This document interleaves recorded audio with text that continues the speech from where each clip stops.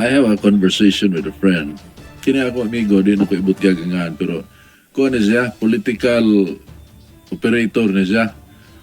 Par excellence, may laki gini nga political operator. Season na ba? Mantigo gyud. Niya, naani siya sa usa ka minor nga politician karon. Pero dako og scope ang kuan kanang area, no? So, ako siyang ipangutana gabi o unsa may feedback on the ground kay sayo naman i-trace ang feedback diri sa social media, mga netizens, no? Pero ma-validated ba ni sa actual yun nga sentimento sa mga tao on the ground? Ang tubag niya, dong, ingon siya nga si Pambari 4 may among isgutan gabi, ingon siya nga si Pambari 4 nakasakay yun sa popularity ni Duterte. Nakasakay yun sa popularity ni Duterte. Kunya ug eleksyon nun, way kwartahay, sigurado yung pildi si Gwen. Og kanang mga kongresista nga naglingkod ron, nga namirma. Kung eleksyonon karon, bisan pag-ugma, bisan pagsusunod adlaw. Pero kanang pizza Mayo G's mga higala, Mayo 9, Mayo 8, crucial na siya. Kay mo na pagpanghatag sa kwarta. Kanang ipanghatag nilang kwarta ron, wala kahulugan. Wa pa na kahulugan mga higala. Kanang tinargita na gyud atol sa kanini ang 5 days nga window to election day mga higala. Mga 5 kadlaw. Crucial na ang pagpanghatag sa kwarta kay kining kwarta makayabag yun sa mga butante. Pero kung sentimento ang basihan, comparing social media and the actual people on the ground, na validated yun namong duha gabi, and we know what we are talking about. No, na kagapon nag-isgot ko matay na threaten yun si Gwen ni Bari 4. Murag na threaten, nahulga ang iyang bisag kisay mo pangutanon prior to this kuhan ganini ang ICC arrest of Duterte. Hands down winner, dagang kung wala managan dong. So ba mga distrito sa Leyte, nanay mga nanagan nga way musukol. Dini sa ato pero kinsa may kategoryas way kontra. Na mga distrito nga wala lang mo wanay kuan ba kana bang nag-ako nga mo sukol. Give up na daan. Defeat by default. Why mo barog ba? So, antaw si kwarta na di man ta kadaog. Di na lang. So, surrender daan. Mao sa na ang kahimtang dito sa Cebu. Sawa pa ma-deskuido ang kanay presidente. Wa pa man gyud mo pick up og momentum katong nangampanya na sila maisog, no? Di pa to kusog kaayo. Normal na to nga pro Duterte nga buruganan sa mga tao. Sa dihang kidnap man gyud to, di man to ingon nga wa man gyud moagi sa proseso mga higala. It was a stupid move from the administration.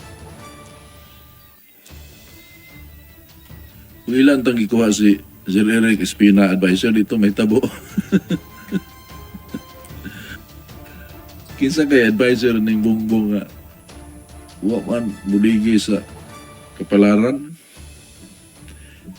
So may nahitabo pag dakop yun, unya daghan na kayong video mga higala, di na mada o tago-tago na.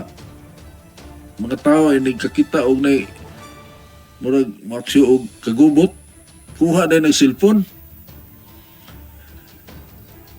Kamera na yun. So, kitang tanan nakakita. Ug unsay giunsa nila si Duterte pag kuan ba kana bang way respeto bitaw paggangan lang former president, you deserve a degree of respect. Murag binaboy bitaw kana si Torre. Murag nanay katok pulisa. Nagini katok, I swear to God, kanang magpabunot-bunot siya. Ito pa video siya mga paspas mo draw ano. Hanggaw minto ana. So, those events mga higala antod nga miabot na dito sa Dahig. Miulbo ang nagkadiyang bahin sa kalibutan, dili lang din sa ato. Na Luzon, Visayas, Mindanao, mga Kidapawan, Butuan, Davao, of course, Tagbilaran, Cebu,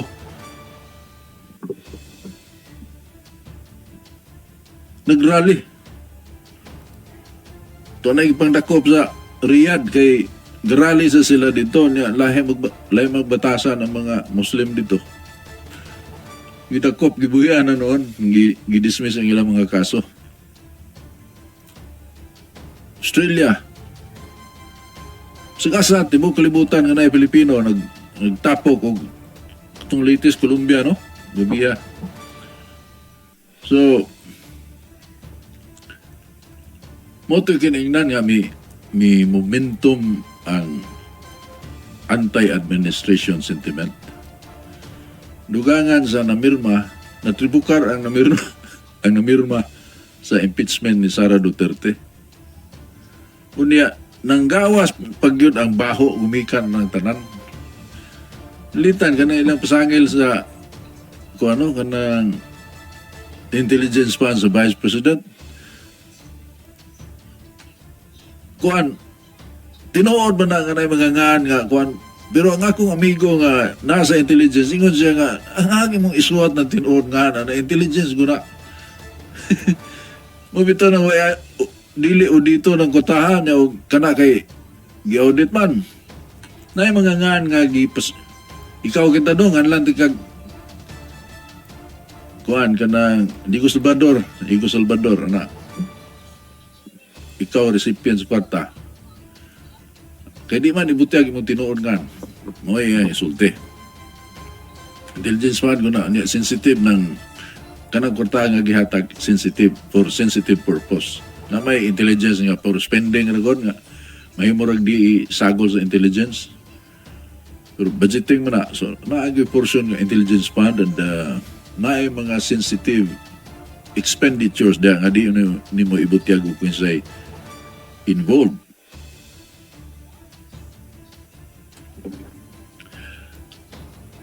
Unya, ang kantidad itande sa kantidad sa intelligence fund sa presidente layo kayo diferensya. Mga kanang red flags gikan sa Commission on Audit sa mga line agencies itandi sa ilang di man gani red flag. Nahog man sa tigpamaba ang COA sa side ni Sara Duterte sa mao nga issue. Plus, plantada kayo ang mga komunista nga nag-prosecute ba? May indesado kayo. Turn off magay ng mga komunista kasi may mubutara na ako nila. Sila may daggan na sila. Mao na makadaog og party list. Pero kanang mubutar ka kay ganahan kanila di oy. Signahan na mo to na. So, mao na ang nagpadayon karon. Nagpadayon nga sentimento sa katawhan. So siguen nga gatuot ang di matandog. In fact, sa issue diri sa Cebu kay na may mga opinion nga. Hayay kay si Raymond Garcia, ang ano man. Kay si Gwen sa probinsya, why kontra? Smooth sailing. So ang logistics ni Gwen, ikapaambit niya ni Raymond, araw mo daw si Raymond diri sa syudad. Kay ganahan man si Gwen diri sa syudad. So mura siya de facto president, mayor. Miya badlungon ng iyang masama na si Raymond. O yan igagaw na siya. O pagumangkon niya si Mayor Raymond Garcia. So ma-solidify na niya ang iyang klase sa probinsya kay maglisod man siya og daog sa syudad. Di man ginamdagan si Gwen sa syudad, di niya masiguro makadaog siya. Niya kay bawa gina siya nga og kari siya sa syudad mudagan, di siya kadaog. So yung pahumukon ang syudad. Pahumukon una niya aron.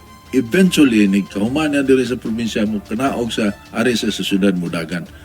Kay mas nindot maging posisyon sa city mayor kasi gobernador ba?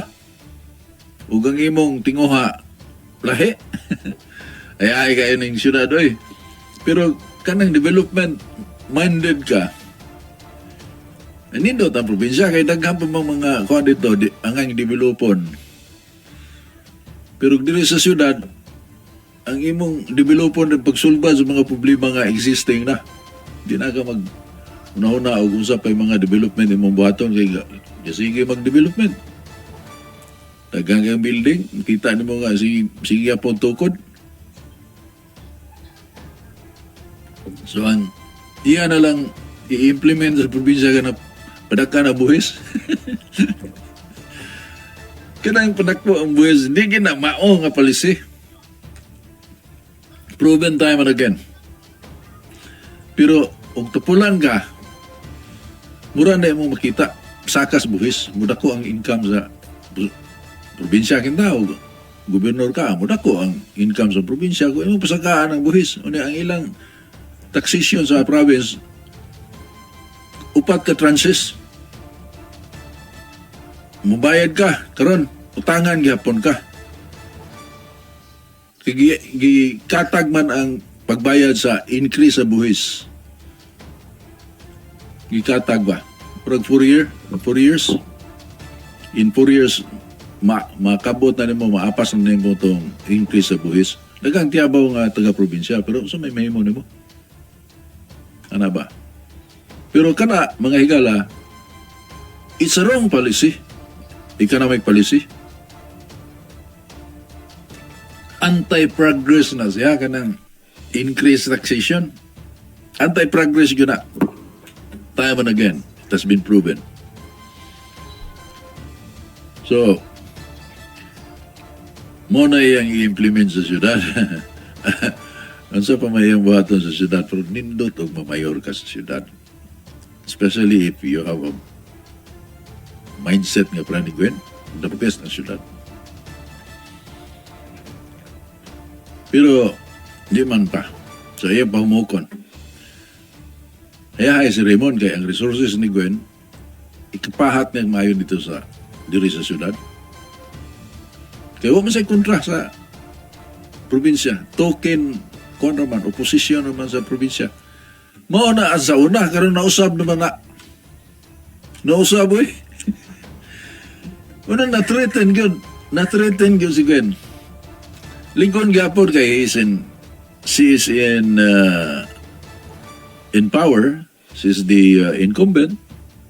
Ang iyang movement, ako kay saving siya ba?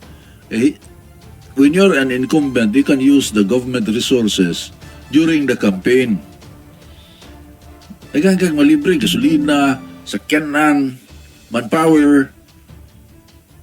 Magkalibre ka na kung ikaw ang naglingkod sa posisyon. Bisan pag mutiabaw imong kontra, di kaya pong kaduot kay mo naman ay naandan. Muna na issue bitaw na, punta na. Unsa man, muli pa ko, gikan ko gamiting official na kong function sa mayor, muli pa ko sa amo kay mag-ilis ko sa kanan. Nagkanang, sa kanan sa gobyerno, Prince benefit, I can use it in outside of my government function. Ano ba? Nagang debate may tabo. But, sigara na di kaduot. Sa lakton nga pagkasulti, you have an advantage if you are the incumbent. So, kana si Gwen, doon na yun advantage. Yung mga mayor, tuwa na niya. And she can provide funding for these mayors. Mabito na, may bali po sila, BBM sila karon. Hasta si pagpirma sa impeachment ni Sara Duterte, kumari ko na sa iyang anak. Perti nila picture-picture, sip-sip kayo. Panahon ni Duterte yun niya. Convenience ba? Well-oiled machinery man ang administrasyon. Basta na yung administrasyon, mo na well-oiled machinery. Incumbent na BBM. Tuwa sila musubay dito, kukuyog sila. Sino ka imong kumpari o imong kumari, mo pirma ka sa impeachment sa imong kumari, ano sana naman na? Grabe na yun siguro kortahan na kay makaako kag buhat sa ingon. Pero nahimo na mga hingala. So pirma sila. Siyam kabuok ng mga kongresista sa lalawigan Sugbo. Puro na kauban ni Gwen. Huwag kontra na niya nga kauban sila. So daghan sila kwarta. Pero takulahaw lang nga natugaw ang ilang kumpiyansa. Mailaman nimo sa social media. Sa akong experience magigala nga ako sa media, kaniadto ha, back in the 80s. Early 80s, good, pagsugod ako disc jockey sa DYSS. DYSS man niya. Pagkauma sa DYSS, gipalit sa GMA ang 99.5 RT, so duha na ka stasyon. DYSS o RTFM. I was there for like, pilang tukutuin, 5 years. So, or more. So dito mga higala, involved mi sa survey mi, suguon mi sa management, survey mo, sa lakton nga pagkasulti, doon namin nakatunan dito. Kanang listenership o viewership sa TV o radio mga higala, importante kaya na sa among sa sugo sa management ang nanag-iya og TV ug ang nanag-iya og radio. Naprobahan og validated gyud sa kanang national survey nga ang pinaka potent nga medium to sell your product ang radyo. Mo ba'y pinaka bugat, pinaka epektibo nga agianan kung mamaligya kag produkto, radyo gihapon itandi sa newspaper o itandi sa TV. And ito, back in the 80s, ang radyo overwhelmingly daghan kayo sa mga households. Ang mga balay naagi radyo. TV, minority ra ang nanagiyag TV. Inigtanaw ni mo na may gabarog mga antena o pa may cable so na. Kung na kay TV na ay antena, isuatan ni mo dong ay antena. Ug katurang antena kay dool ka sa transmitter baka o dool ka sa tower, katong nara sa sud, antena gyud ka na nasa. Mga gawas nga ang antena dito, mangutana pag yun natay TV ma'am, sir, abot mi na mga suok-suok sa syudad kanang gitawag og traditional survey ka area. Pero nga mong gipangita ito mga gwapa do. Naay ko na tihiro ay gwapa kay tumli ko to. Mga batanon do mo ito. Batanon bigyan. So,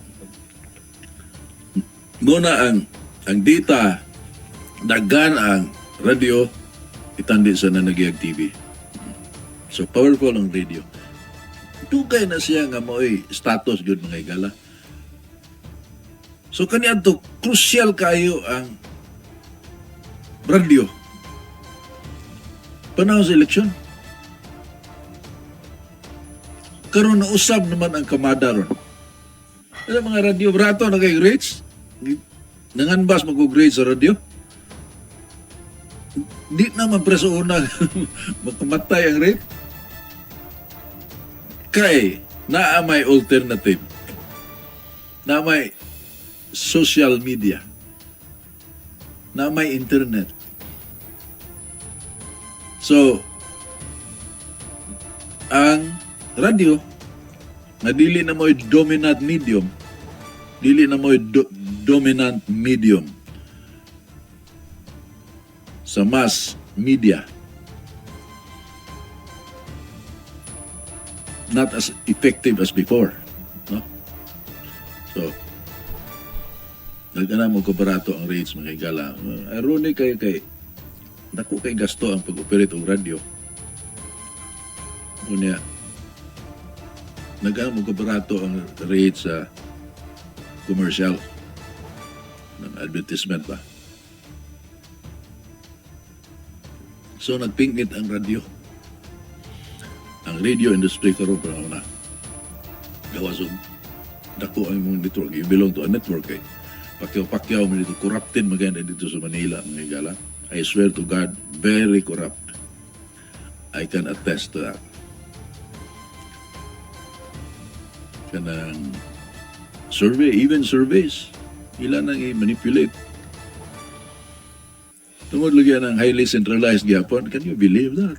Na bisan sa private sector ang pagka-highly centralized pagka-apekto sa dagan sa it does not reflect the true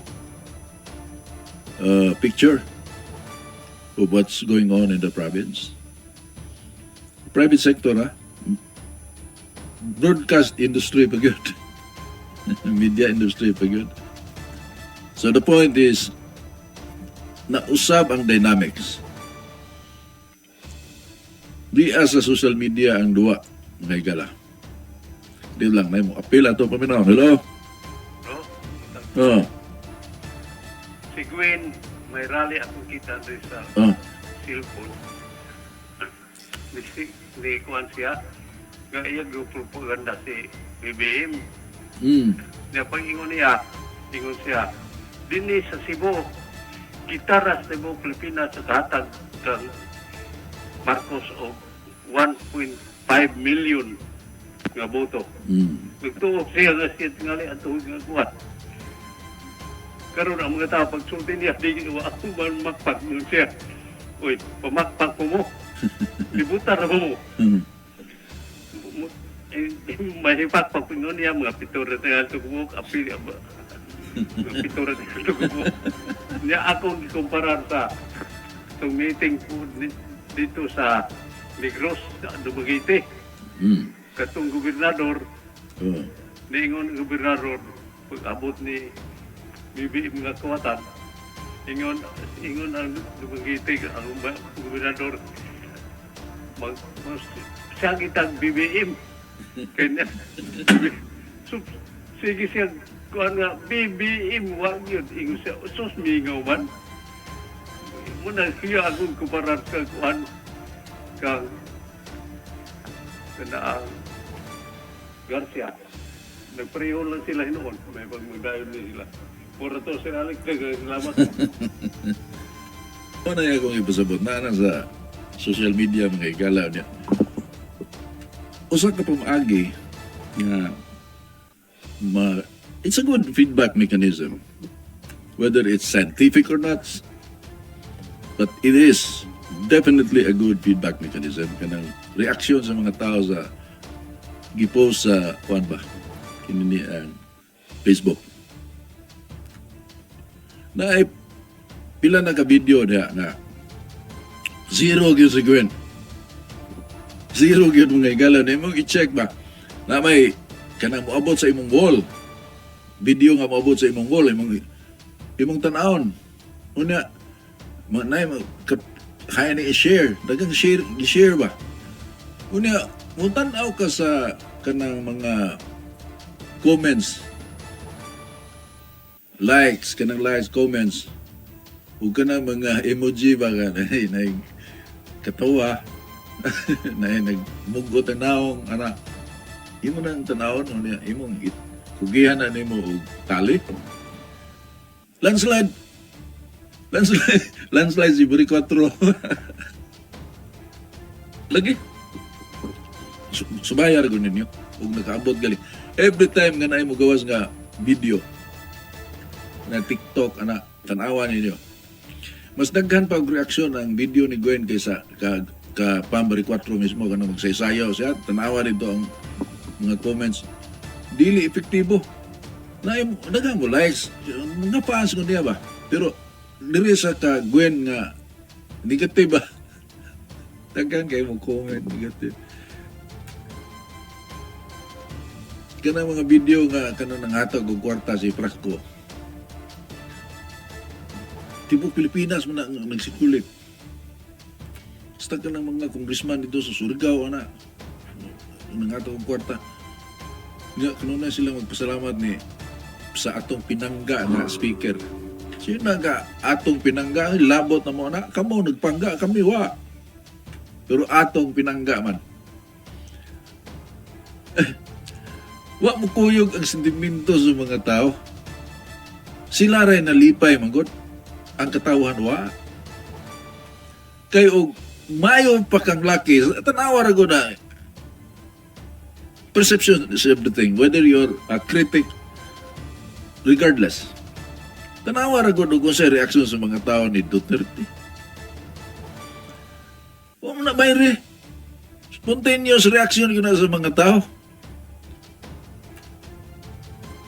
Itandi ni mo sa kabungbong. Tanawa ra ko na reaksyon sa mga tao ni Bong. Anak ni mo makita ang unsay gibatyagan na batyagan gyud sa mga tao. Ngadto sa ilang leaders, ilang nanguho ba, mga gipili nila na pakyas ang ilang pananaw. Makita na nimo mga igala. Sa social media na may sa national scale na binayranay diha. So naay mga vloggers nga gadawat og sweldo, gi-expose naman na nila ni kuan kini ni ang sasrugado sa sot. Kadto bitaw si Thinking Pinoy na naman sikat kay ito sa katong kampanya Duterte. Sikat kay ito sa Thinking Pinoy. Bayot man tong taa pero kugihan ba? Manuki-nuki di social media na mantigo gyud. Nahalin nun dong. Nabayran man. Awan nasa yung mga nabayran yun. Dagan to silang nanaron. Mao na ilang trabaho sige panalipod sa gobyerno. Ang wa mabayri naningkamot lang gyapon nga mamonetize nila ang ilang content tungod sa kadaghan sa mga Duterte supporters. Wa bayri. Lahat na kanang naisige standby da sa Manila Bay. Wala yung trabaho. Ato sila dito sa Manila Bay mabuntag. Mag-vlog sila. Tinaw ang tubig. Tatak Duterte. Mga nanak ito. Nada yung mga likes na yung mga heart kika sa Saudi. Talagang iba si Duterte. Mga yung nanak nga comments ba. Until now. Naayo mo donate good. Naayo mo donate o kwarta. Naayo mo donate o kanang digital money. Plus ka na pag yung gikan sa medium yun, manita ka ng Facebook or YouTube, magkakwartam ka na mudaghan ng imong viewers. Una ilang pangita. Unya, maunay, sigara na dong, mo ginitinuod. Dili itong binayran. Naapoy istorya ang binayran nga tinuod. Ilang i-highlight ang nindot ba sa administrasyon, which is okay. Pero ang problema inig sugod ni mong panalipod. i-contest mo imong panalip. Lipod ka mo ni isyo ni imong panalipdan. Daghang kay mo bomba nimo. So, sa lakton nga pagkasulti mga igala og leksyonon og bapuhon. Kibaw na tagi sa pudaog. Na-threaten gyud ang mga wa pa gid sila makaton. I mean, syaro naman.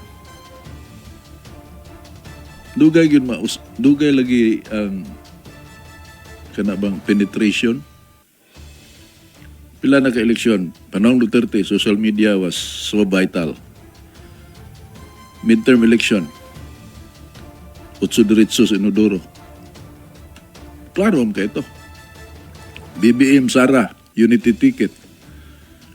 Kato, show down na ito relying on the strength of social media. So, mo na ito nga, nanay mga video, padaganay o crowd ba, hantun mga sibuyas, i-appeal ito Pinglawan, sibuyas, mga digas sa sibuyas, kay Pinglawan man, mura mga sibuyas tarawan. Dia say green, dire, pikas, mo na to. Unya, ini, karon no, mubalik po sa,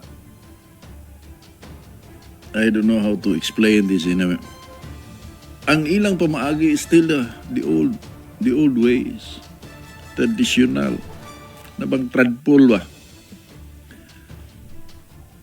Tanawa ng dili tradpol kana si Biko bitaw, nung resign man sa alyansa din siya bago, anak ni Kuan ba? Big Soto, og ni Kuni Reyes, mayor sa Pasig ba na dong? Muna dili tradpol. Kanto si Isko Moreno, pagsugod di man to tradpol, so simang man na tradpol. Diskuhido. Amot og maka-recover pa ba siya? Muna yung mga example lang na sa kuan ba, kanang profile of a non-traditional politician. Kasagaran ron, mga batanon edad ray dili traditional. Batanon og nga edad apan ang pamaagi kadaptong luod na kayo nga pamaagi bitaw. Luod na kayo. Anugon kayo nga ang edad ray batanon ang pamaagi tiguang. Ngita tang mga batanon on dynamic supposed to be. We need dynamism ba in government service. Pero ang pamaagi, panahon pang mampor. The worst part of it. The worst part of it, why? Because panahon mampor, two-party system man to. Maayo pa man to ang vetting process. Karon dili naman. So, instead of improving, we're going down the drain, ladies and gentlemen. Mubalik ta, kuman sa mga penumdum. Atong takda